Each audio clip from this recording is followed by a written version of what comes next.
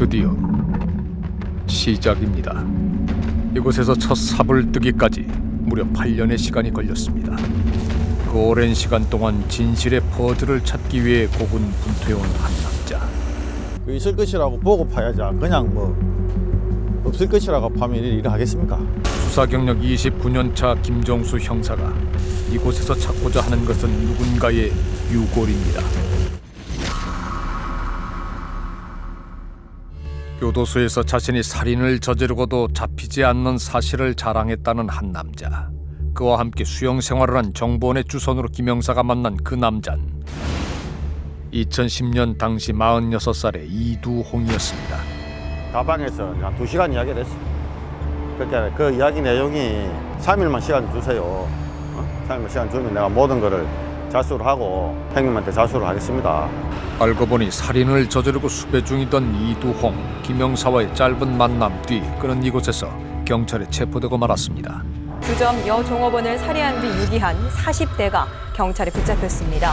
지난 2010년 9월 부산의 한 주점 여 종업원을 살해한 40대 남자. 돈도 없는 것이 놀러 가자고 했나라고 무시한다는 이유로 피해자를 폭행, 목졸라 살해한 후 공지머리를 하고 슬리퍼를 신은 채 카메라 앞에 선 범인은 이두홍이었습니다. 그런데 2달 좀 지나서 인마가 내한테 전화가 왔다 온 거야. 형님 좀 봅시다. 어디야? 라는 게 교도소입니다. 감옥에서 이두홍으로부터 연락이 온 겁니다. 그는 생각지 못한 편지도 보내왔습니다. 대구의 실종 사건인 신수님 사건과 택시할 땐 2005년 가을부터 2006년 초 20대 여성 살인 사건, 그리고 술집 여주인 살인 사건을 전부 김정수 형사님께 조사받고 싶습니다. 그가 밝힌 범행은 모두 11건. 이른바 살인 리스트를 이두홍은 막힘없이 한 번에 써내려갔다고 합니다. 그가 검거돼 15년형을 받은 11번째 사건을 제외하면 총 10건의 범행이 남습니다. 이중 이두홍이 리스트 2번에 적어놓은 피해자는 대구에 살던 신수님이라는 여성입니다. 그런데 해당 여성은 지난 2003년 대구에서 실종된 여성이었습니다. 제가 어머님 실종 당시에 그 조사를 해달라고 했던 그때 당시에 저희 어머님 동거남이었죠. 한 이 정도 되는 것 같아요. 일본도가 집에 있었거든요. 장검이. 어머님이 이렇게 막 수건 줄줄 감아서 병원에 가시는 것도 많이 봤고. 신수님 씨가 실종되기 전 몇 달간 동거를 했던 남자. 툭하면 어머니를 폭행하고 일본도로 상처를 입혔다는 무자비한 동거남. 그의 이름은 가 범이다. 신수님 씨 실종 당시 알리바이 때문에 용의선상에서 벗어났던 동거남.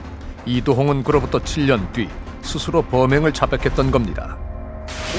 신수님 씨의 시신을 경남의 한 산기슭, 일명 아리랑 고개라고 불리는 곳에 묻었다는 그의 진술에 따라 시신 발굴에 들어간 경찰. 나왔어요. 배 같은데 맞지? 맞다. 부러지고 잘린 자국.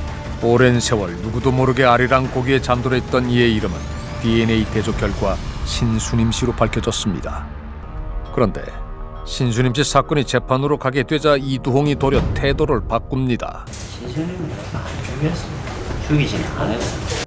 근데 왜 신수님 주겠다고 썼어요 그때? 시신 충사 한 개도 없어. 벌써 양반아. 사실은 시신 유기만 도왔다는 겁니다. 사건의 주범이 따로 있다는 황당한 주장. 그 당시에도 제가 느꼈었고 이런 그 보낸 편지들을 보면 전반적으로 상대방을 조종하거나 통제하려고 하는 이런 경향성이 매우 높게 나타납니다. 자신이 가진 유일한 자산이 끔찍한 범행뿐이었을 이두홍. 죄를 고백하는 대가로 영치금과 물품들을 끊임없이 요구하기도 했습니다.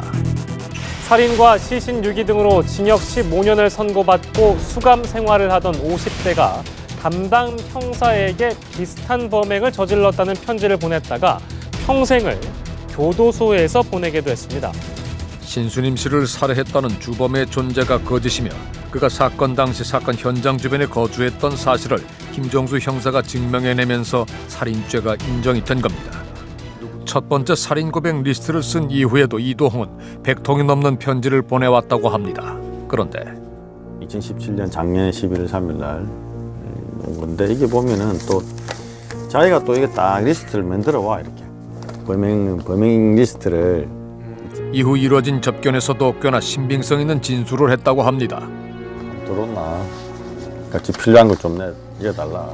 그러니까 현장 검증 가겠다. 아무것도 필요 없으니까 돈도 필요 없으니까 정리를 합시다. 라고 현장에 나가자 하던 사이에 뭐 죽어 부수니까. 진술의 신빙성을 확인한 뒤 구체적으로 수사를 진행하려던 찰나 이두홍이 수감 생활 중인 교도소에서 스스로 목숨을 끊었습니다.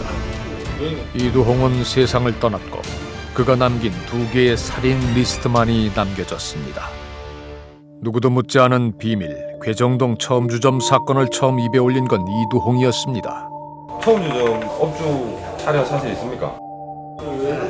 편지로 자백했을 뿐 아니라 자신의 진술을 녹화하는 데도 동의했던 이두홍. 그게 내가 처음 가고 술 취하고 좀 먹고 내가 좀 방인가 잤을 거예요. 골방인가 하나 좀 많이 있는 거 중에 잤을 거예요. 그게 인연이 돼가고 가면 아마 자주 갔을 거예요.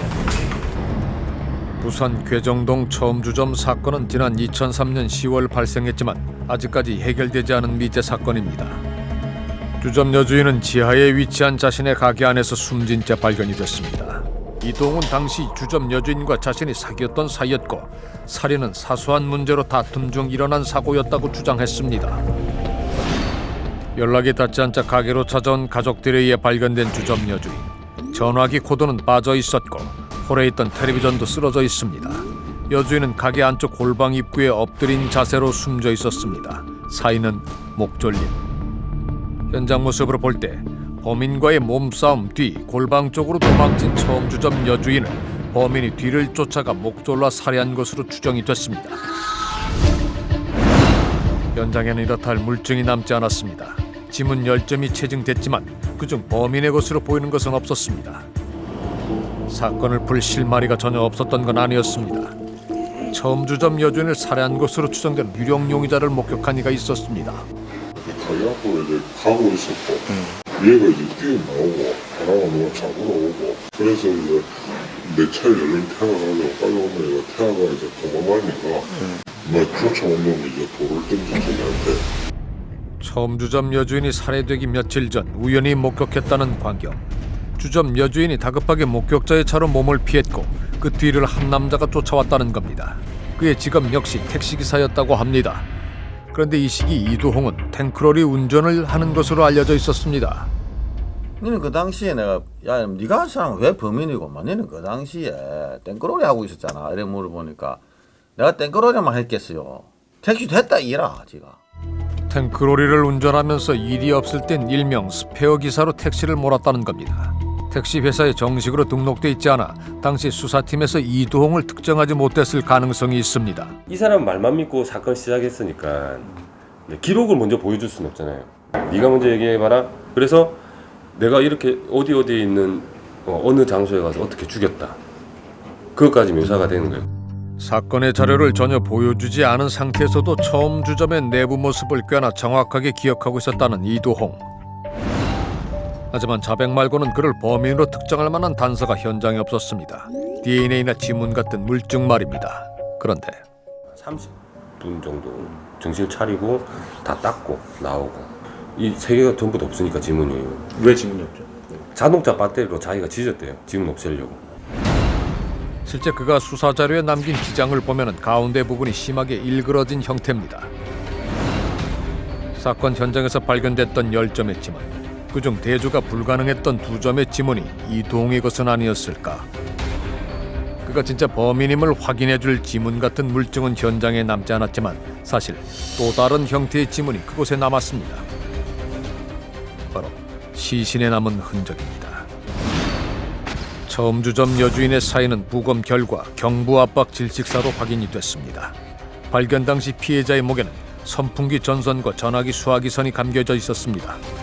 저는 사실 끈 이후에 손으로도 목을 졸랐다고 추정하는데요. 보시면 안쪽에 광범위한 출혈이 굉장히 심하게 있습니다. 물론 끈으로 졸라도 안쪽에 출혈이 심하게 생길 수는 있는데요. 근데 이분은 보면 아래에서 위로 전부 다 출혈이, 즉 힘이 강하게 가해진 게 보여요. 목 피부 아래 피하 출혈 상태로 볼 때 손으로 목이 졸린 뒤 선풍기 전선과 전화 수화기 선으로 재차 졸린 것으로 보인다는 겁니다.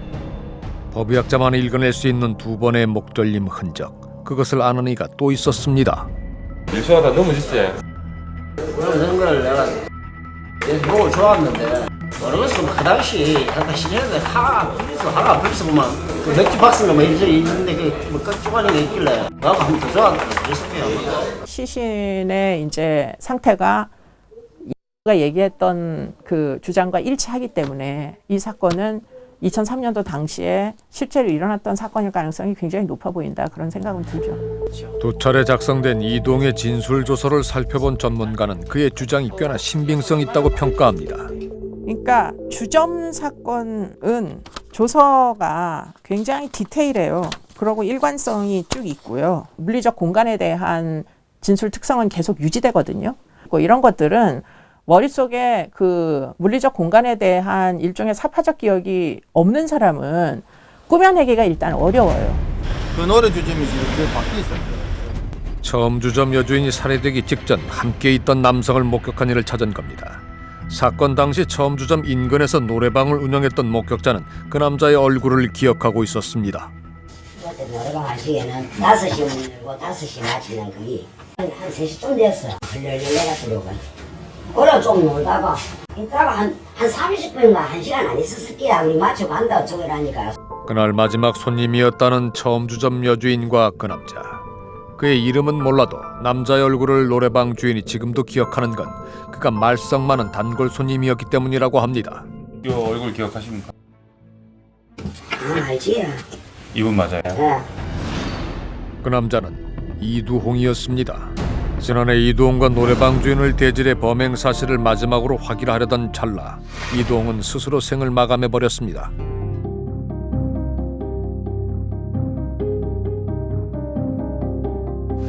그는 해당 사건이 시작된 무대로 부산 연제구 연산동 노타리를 지목했습니다. 택시할 때 연산 노타리에서 태워가지고 그 대저로 가자. 그 한 20대 후반 여성이었는데 차 안에서 구토를 하는 거를 왜 하냐 하니까네. 벌써 여자가 어바이트를 하려면 얘기를 해야 될까요? 하니까 여자가 10만 원짜리 수표를 보여주며 세차비 쳐주면 될까 아이가 하니 지가 꼭지가 돌아가. 택시에 탄 승객이 구토를 하고 자신을 무시해 화가 났다는 이두홍은 승객의 목적지가 아닌 장소로 차를 돌렸다고 합니다. 인적 드문 곳으로 가 차를 세우고 그 승객을 무참히 폭행했다는 이두홍. 그러고도 분이 풀리지 않아 쓰러진 여성을 택시로 밟아 사망케 한 뒤 시신을 트렁크에 실어 옮겼다고 했습니다. 밤 9시 정도 돼가 생곡 매립장 방향으로 가다가 무덤 주변에서 한 10토막 정도 내놓고 삽으로 얕은 구멍을 5군데 파가 묻었습니다. 진술이 일관돼요. 소설에서도 그래 못 씁니다. 택시할 때 그다음 범행을 저지르고 범행을 왜 동기까지 원인 그다음에 사후 처리까지 정확하게 이야기합니다. 이동은 자신이 살해한 여성의 시신을 안매장한 장소를 그려주기도 했습니다. 생곡 메리트 쪽에 있는 한 마을의 진입로를 통과한 뒤 나오는 누군가의 무덤 곁이 바로 비밀이 묻힌 장소라고 했습니다. 혜택상 같은 그런 거 단체로 예를 들어서 멋진 거 갖다 놓고 그런 거 왜요? 택시 여승객 사건을 본격적으로 추적한 건 지난 2011년. 그로부터 5, 6년 전 벌어진 사건의 흔적을 찾는 일은 쉽지 않았지만 어렵게 한 장소를 특정할 수 있었습니다. 해태상과 비석의 모습, 과거 그곳에 있던 무덤의 모습은 이두홍이 묘사한 것과 너무도 닮아 있었습니다.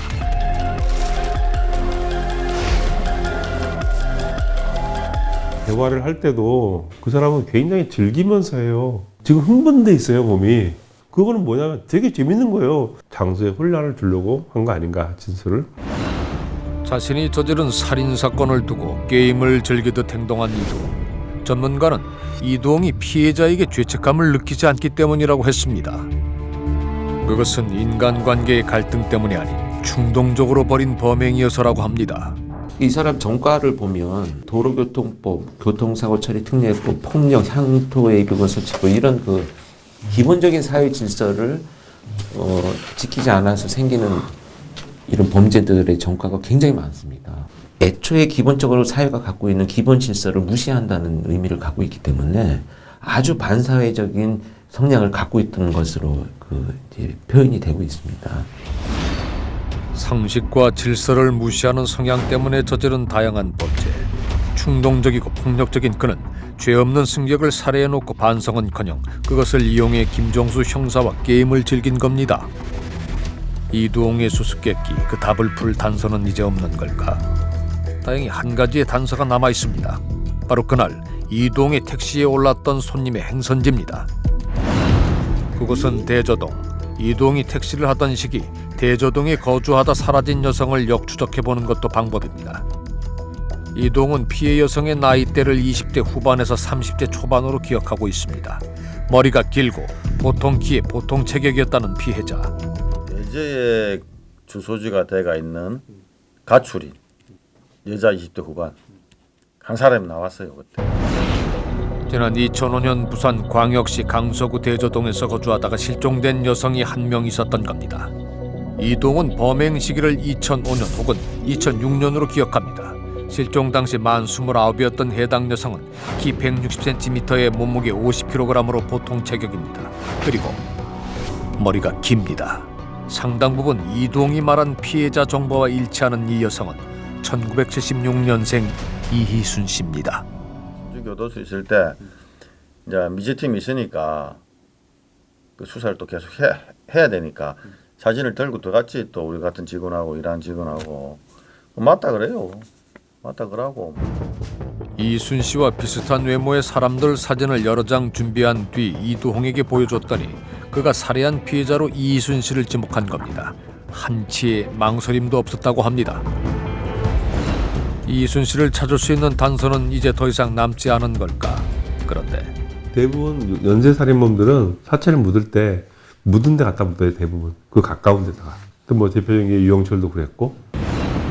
확인된 살인은 2건이지만 그의 자백대로라면 최소 4건 이상의 살인을 저지른 연쇄살인마 이두홍. 그러고 보니 그에게는 단골인 장소가 있습니다. 지난 2010년 이두홍은 주점 여종업원을 살해한 혐의로 검거됐습니다. 당시 경찰은 피해자의 시신을 경남의 한 마을에 있는 아리랑 고개에서 찾았습니다. 이후 그의 자백으로 밝혀진 암수살인. 지난 2003년 그에게 살해된 동거녀 신수님 씨 역시 사망한 지 7년 만에 바로 그 아리랑 고개에서 시신 일부가 확인됐습니다. 여기는 사람이 거의 안 다니는 길이거든. 옛날부터 이게 사람이 안 다녔다 그래. 아리랑 고개, 무서운 고개라 해가지고.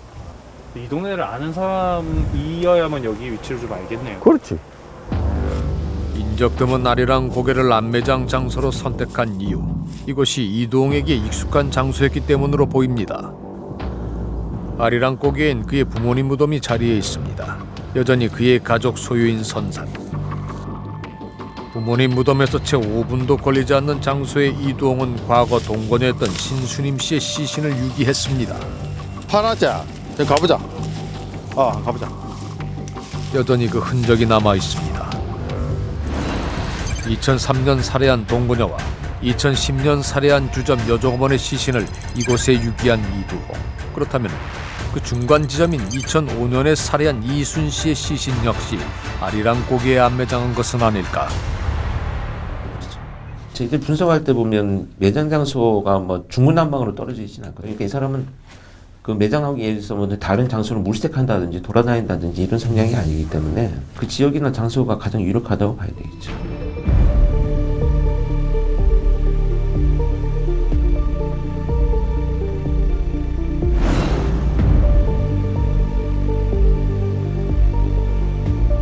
그가 조금 더 속죄했다면 좋았을 일. 처음에 비싸 처음에 대기지로 고통 받는 거 받고 있으면 돼. 역시 또 히로부미를 막 총을 쏴지기가 왔나 여기 막 멀쩡한 사람 다들 같이 하고 여기 살고 있는 게 자체가 제가 받고 있는 거야. 그 나한테 그런 거 얘기하려고 하면 이야기하지 마시오. 자신의 범죄가 김정수 형사와의 게임의 도구였을 뿐인 이두홍은 단 한 번의 참회 없이 세상을 등졌습니다. 숙제만 내는데 주고 간 거지.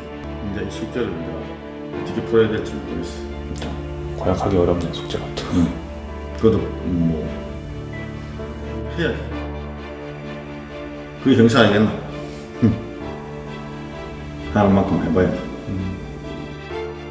악연과 인연 사이 그 어디쯤 서 있는 산자와 죽은 자의 게임은 아직 끝나지 않았습니다.